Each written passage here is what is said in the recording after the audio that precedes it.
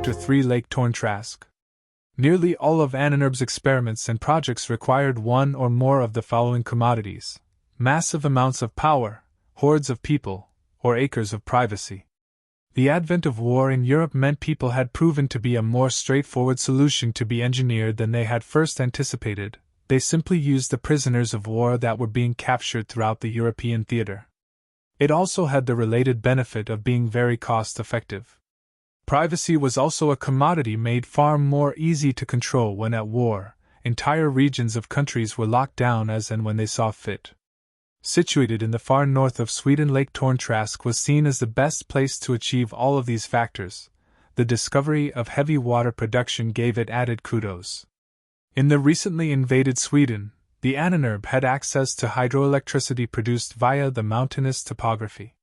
A hydroelectricity plant could be used to power electrolysis, to produce ammonia for nitrogen fertilizer, vital for the war effort for both agriculture and explosives. Hydroelectricity could also be used for industrial-scale production of heavy water. With heavy water, privacy, power and people, Lake Torntrask became the most logical place for the Ahnenerbe to build its nuclear program. In September 1939, the German Nobel Prize-winning scientist Werner Heisenberg, along with other German scientists, joined together under a military order to create the Uranverein, or Uranium Club.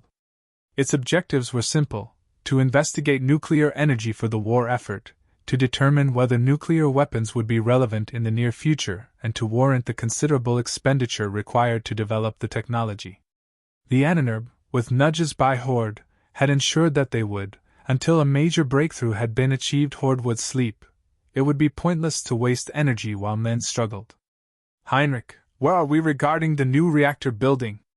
Sir, the foundations are poured and the main reactor is being assembled. We can deploy the heavy water once we have completed it sufficiently. The storage tanks are remote to the reactor chamber, replied Heinrich. Excellent. When do the specialists believe we will first achieve criticality? We are still collecting sufficient uranium, sir. And why is it taking so long, might I ask? Demanded Dr. Marlberg, already annoyed by so many, what he saw as pointless, delays.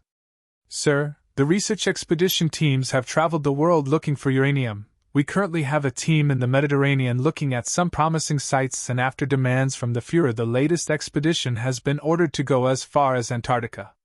Antarctica? What on earth do they expect to find there? Replied Dr. Marlberg incredulously.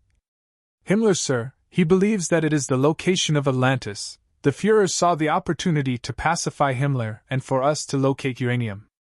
Really, we are riding on the back of a fairy tale. When will they appreciate what it is we are doing here? I don't know, sir, but at least we are working on the problem. Dr. Marlberg turned and walked to a large picture window that looked over the valley below, and the burgeoning research center they were creating.